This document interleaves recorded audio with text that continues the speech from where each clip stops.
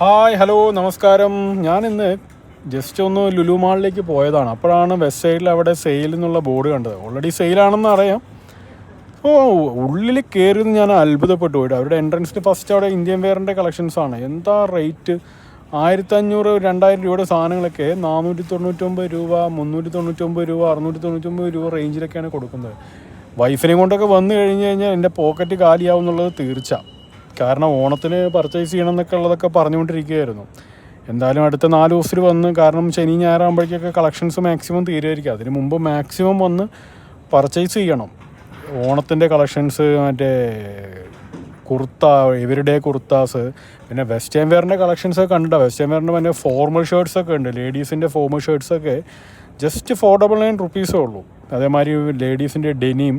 ഇപ്പോൾ എൻ്റെ നമ്മുടെ ഫാമിലിക്കും കാര്യങ്ങൾക്കൊക്കെ ഇത്തവണ ഓണം കളക്ഷൻസിന് വെസ്റ്റ് സൈഡിൽ നിന്ന് തന്നെ എടുക്കാമെന്ന് വെച്ചു എന്തായാലും. അതേപോലെ എനിക്ക് വെസ്റ്റ് സൈഡിൻ്റെ ഫ്രാഗ്രൻസ് ഡിയോസൊക്കെ ഭയങ്കര ഇഷ്ടമാണ്. കാരണം റെഗുലറായിട്ട് യൂസ് ചെയ്യുന്നതാണ്.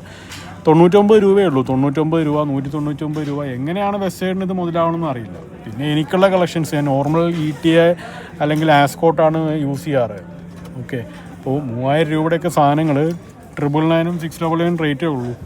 എന്തായാലും ഓണം ഇത്തവണ വെസ്റ്റ് സൈഡ്, ലുലു വെസ്റ്റ് സൈഡിൽ തന്നെ ആക്കണം. കാശ് പോയാലും കുഴപ്പമില്ല. എല്ലാവരും വന്നോ കേട്ടോ, ജസ്റ്റ് ഒന്ന് നോക്കിക്കോ.